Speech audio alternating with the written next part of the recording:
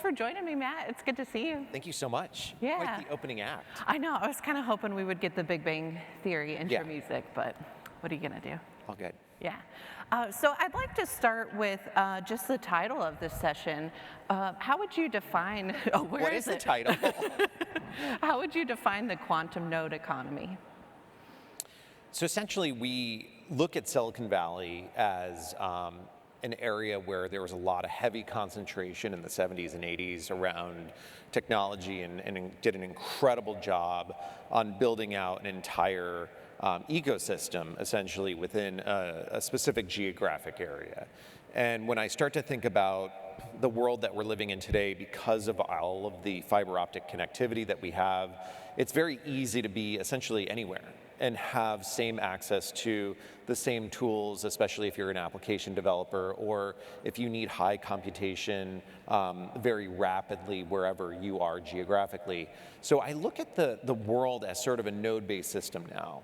And we're seeing, especially around quantum, various nodes spread out throughout the country. So you have New York that's doing phenomenal work, Maryland, Florida, Tennessee, as Ryan mentioned, that's going on in Chattanooga. You've got New Mexico and Arizona, and all of these different areas are contributing heavily to the quantum ecosystem. And it's because of the fiber optic connectivity that we have between all of these different regions around the world or the country, that you're able to really progress a brand new ecosystem as a result. And I don't imagine we're going to have everything concentrated in just one location. It's going to be really spread out. Okay, so much more distributed. Anything additional that you'd like to add on how the quantum node economy is different from how computing and networking work today? So in hour 2 of our conversation, we'll get into that a little bit more. But no, I would say that in terms of what was mentioned even on the last panel, right? We're verging into a new sphere that is just truly unknown. And when we start to think about a quantum network or a quantum internet, it's very different from what we're looking at today, right? Because we are transmitting zeros and ones over our fiber optic networks and even copper networks. But when we start to think about a quantum network, that's when the landscape dramatically starts to shift. Mm-hmm. And are there any developments or use cases that demonstrate the quantum node economy is becoming both a commercial and operational reality? So I would say that, it's not just the compute side. So everyone always leans, when they think about quantum technologies, into the compute side. So immediately, what are we doing from a security perspective of, a computer breaking Shor's algorithm or RSA encryption? But there's a lot of other areas which is really underserved, I would say, which is quantum sensing and quantum networking. Quantum sensing, I think, is a lot further along in terms of its lifespan. We're already seeing a lot of commercialized products. If anyone's ever used an MRI machine or even GPS or an ATM, let's say, you've used quantum sensors in that sense. And when we start to think about quantum networking, that's a whole other area that, again, is massively more mature than some of the compute side. Mm-hmm. And I believe earlier this week you were on another Fireside chat and talked about the 3 principles or main themes of quantum. And so it's quantum sensing, quantum networking, and then quantum computing, or what? Yeah, quantum computing, and then you can start to kind of get into algorithms from there. Sounds good. And is there a development that you think the industry underestimates when it comes to quantum? I would say that the hype cycle is really the part that I worry about the most. Somebody coming out with something that says, we're doing a thing, and massively shouting it from the rooftops, and then it doesn't actually come to fruition. That's an area that I really fear the most in terms of this entire new economy. We have seen AI have some of that recently, but when you start to think about AI, people have been using it for decades. And it's not something brand new, but all of a sudden we had this ChatGPT moment that happened a couple of years ago that really brought AI to light. The thing that I fear in terms of government and regulation is really around this notion that if we don't start having a lot of these conversations today, or having a lot of these debates around what quantum could bring to a society, it's going to be really hard for us to make policies when it's already there.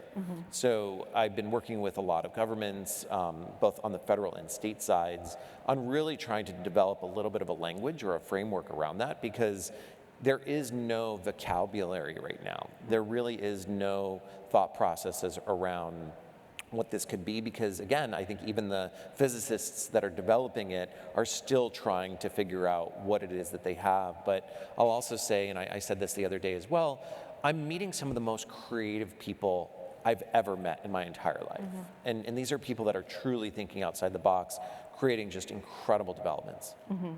And I thought it was interesting, you mentioned earlier this week that there is a skills shortage though, correct? In the amount of quantum professionals that will be needed by 2029, 2030. Can you talk a little bit about that? Yeah, so when you think about quantum computing or quantum technologies, everyone always leans towards the physicists. So the very, very high end, the upper echelon of sort of education, if you will. But when you really kind of get down to the fabric of it, we need everyone as a part of this new economy that's about to be driven. So the technicians that are laying the fiber, right? We need people who are going to be welding the racks together, or pouring the concrete, or making sure that the air conditioning is working at 3 o'clock in the morning, when the physicists do need to come back and do their equations, or as it's running 24/7. We need an entire skilled workforce around quantum, and we've been working very closely with various colleges on really establishing that. And it's great because Palm Beach State College down in South Florida is actually launching a curriculum in July, and it'll be the first in the state around just quantum education at a basic level to get students really interested in this new economy. And is working with universities also important in terms of grant funding and in that vein of furthering quantum computing? I'd actually even push it even further. I think, as Dr. Kaku mentioned, in order for quantum or any business venture to work, right, you need lots of different mindsets. You need diversity there. And I think it's incredible to work with some of the universities right now and the research that they're doing and the findings that they're doing. But I think it's also equally, even more important to go out and talk about how we commercialize these products, right? It's great to say I did a thing and, I've got a paper that I wrote about it, but it's really different to go out and say, hey, we've actually changed humanity, or I've been able to commercialize this product and I have X amount of customers because of that.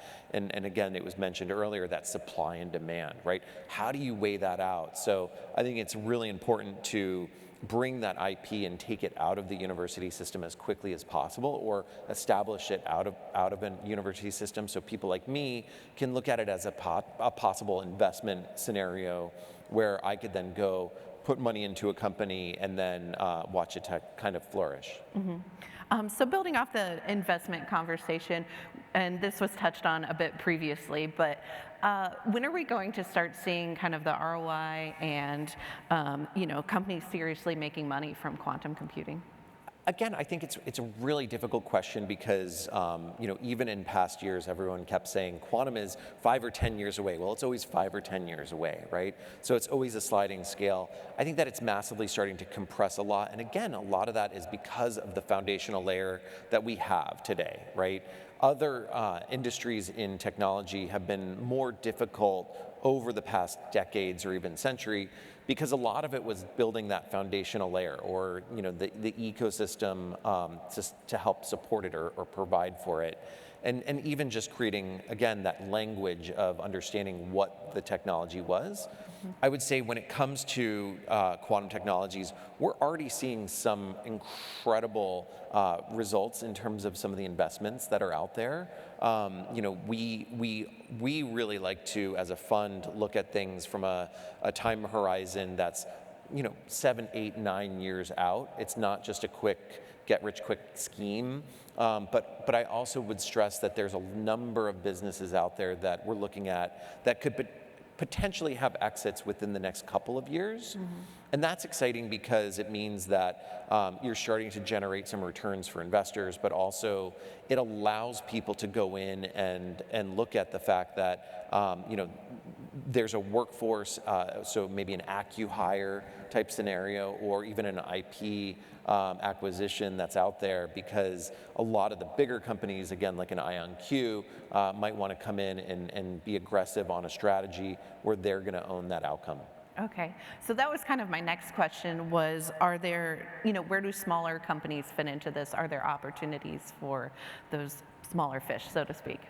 Yeah, I think that we live in extraordinary times, and a lot of that is due to, again, that foundational layer, that fabric that exists out there, but also look at what we have with AI, right? I could have a team of people working for me, and they're all virtual, they're all in the cloud.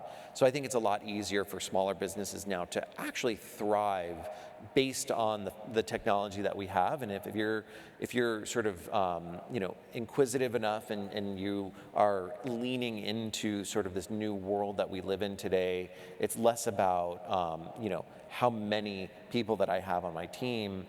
It's more, what are the tools that I'm giving that team and the education to give that team so that they can essentially be superhuman. Yeah, that makes a lot of sense. And since we're at Fiber Connect, have to talk about networking. So what are some of the biggest networking and infrastructure challenges for quantum computing right now? So I would say, candidly, it's the education. And we did a huge deal here in the state of Florida a couple weeks ago that was signed with the Florida Lambda Rail. And that was to convert it over to the first fully statewide, full secure quantum network. And a lot of that was as a result of education, right? It was educating a lot of the lawmakers up in Tallahassee, and also just the communities and the university system to understand what it actually meant. And when we start to think about the fact that there was a Google study that came out, I think 2 or 3 months ago, saying that we're going to be breaking RSA encryption by 2029.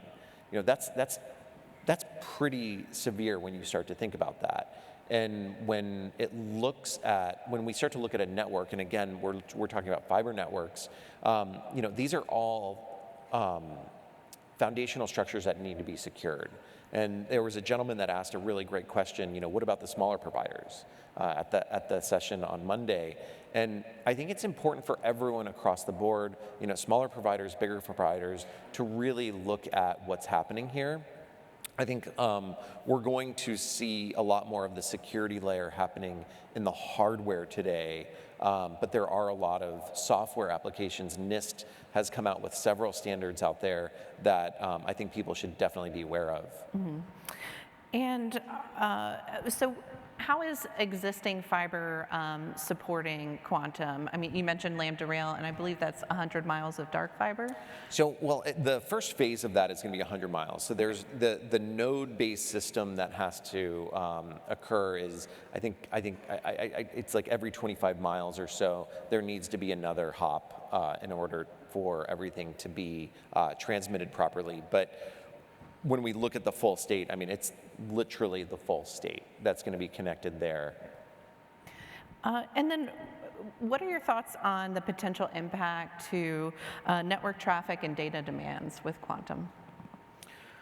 I think that, we're naturally seeing all of the demand increase every day. I don't think that it'll necessarily change more than what we've already started to see. I think that we're just naturally in a really interesting time period where especially everyone in this room will continue to have demand. I mean, the good news for you guys is you're always going to have a client, so that's a positive.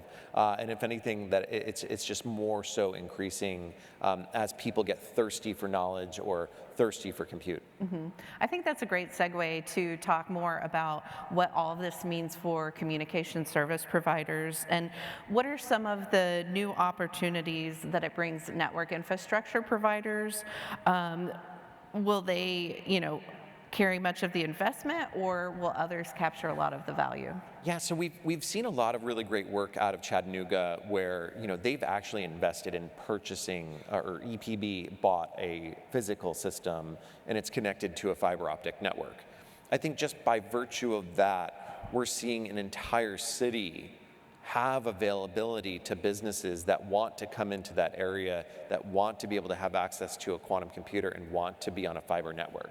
So I think just by virtue of that, we're going to see a really interesting amount of prosperity, because that's not part of a university system, right? It's very much a commercialized project.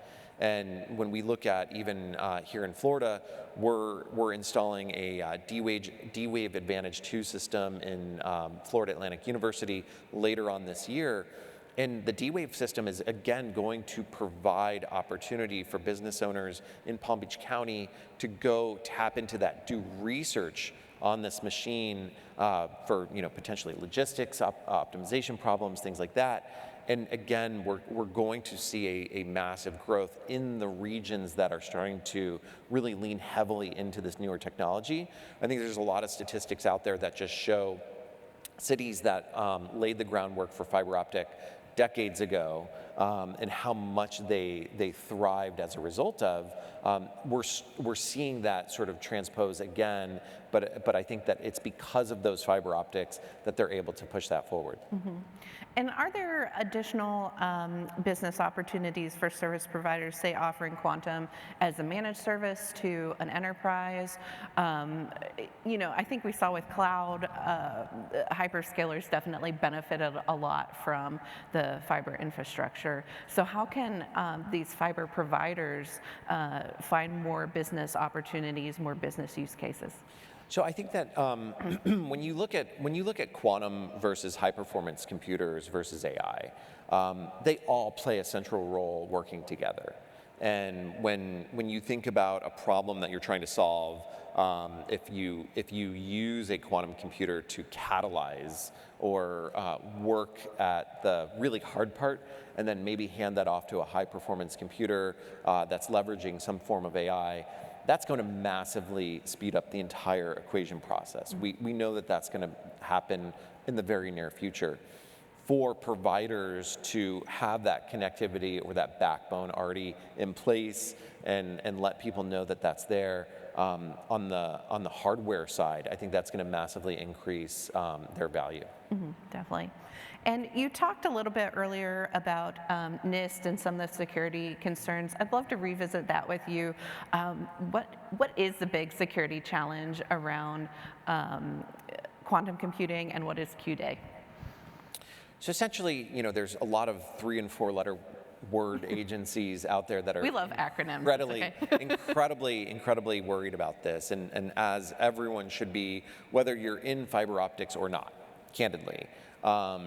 So the notion of harvest now, decrypt later is a real threat. So even if we continue to say there's a somewhat of a sliding scale around quantum, this is something that I would say we all should be paying attention to massively. So if I have data out there and I'm a government, or if I've got banking data out there, undoubtedly it's being harvested today. We kind of know that. But it's not able to be unlocked. And that's because quantum systems are not fast enough yet to unlock that information. But if you follow history, history repeats itself. And in World War II, the Nazis had something called the Enigma machine. And it was at that time period their modern day form of encryption. And they were sending messages out via Morse code and other types of wires at the time. And we couldn't decipher what they were saying until somebody came along named Alan Turing and invented something called a computer. And at that point, we were then able to unlock all of the messages that the Nazis were saying. Now, we didn't find out about this for decades later.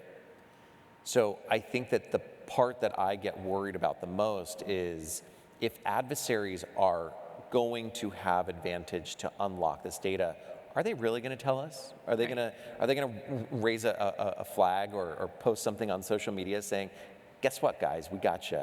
No, they're gonna use that information to their advantage. So the quicker we can start having these dialogues and securing our networks, the quicker we're going to be able to thwart off any kind of enemies on gaining that data. Right.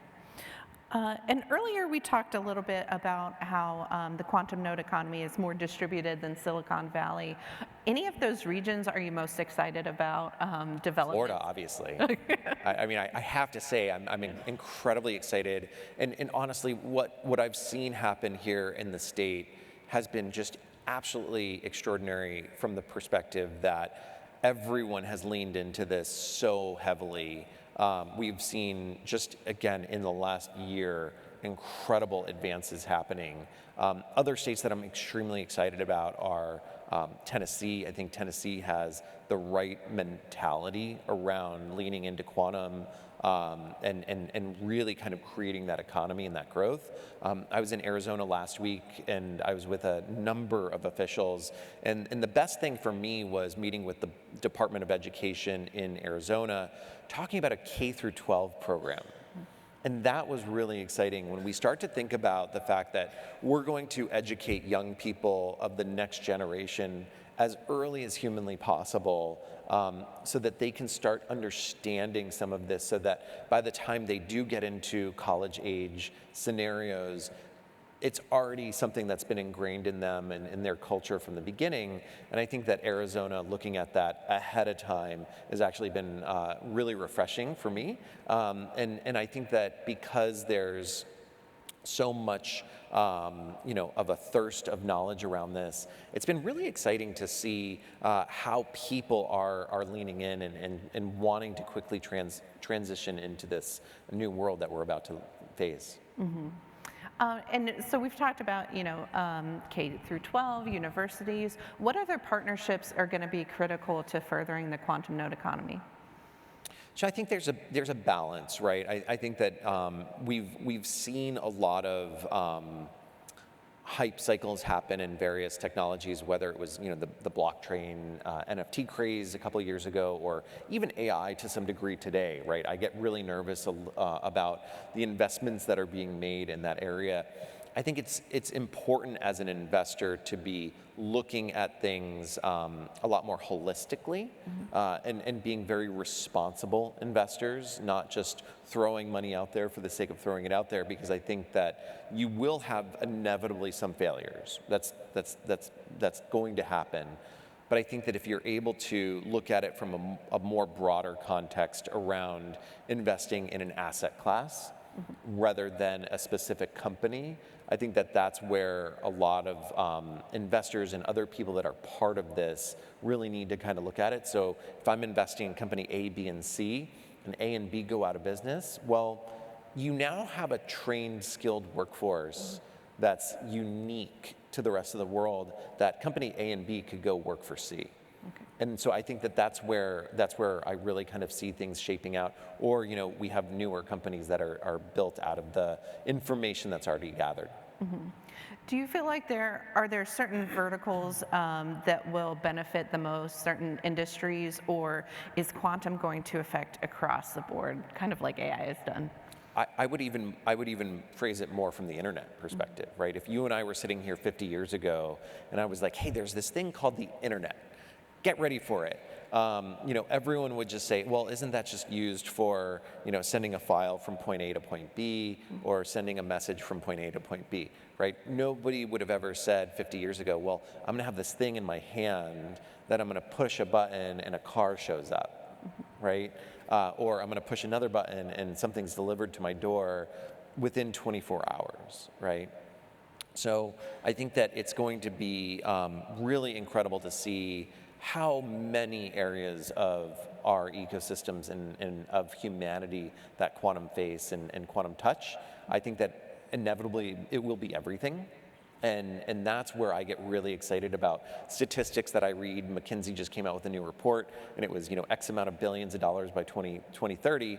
Well, how do you really put a number on something that is going to touch everything? And that's what I get really excited about. And that just goes back to what I was saying earlier about the creativity around quantum and around the quantum technology landscape, because I'm seeing people do things in just remarkable ways, whether it's for new guidance systems, so replacing GPS. We're seeing advanced diagnostics happening through sensors.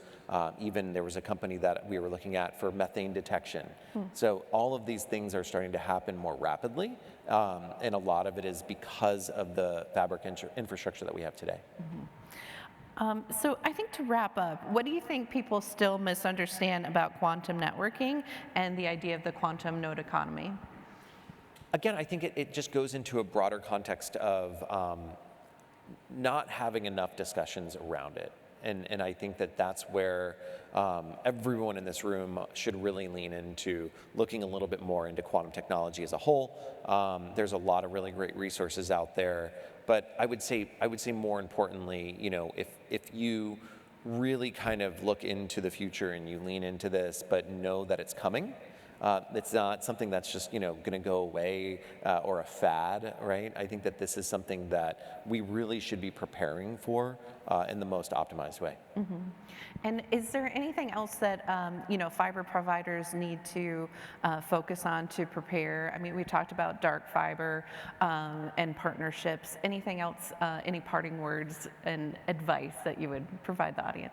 So if you go to Quantum Security 2026.org, so quantumsecurity2026.org, it has a number of resources out there that I think everyone can look at and start to understand from a guiding principle of what's going to be happening around Q-Day. Again, that's something that I would say from the timeline of quantum, that's the part that I would stress everyone in the room looking at. Okay, because we are in the year of quantum security, right? We are. Yeah, excellent. Well, thanks so much, Matt. It's been a pleasure. Thank you all so much.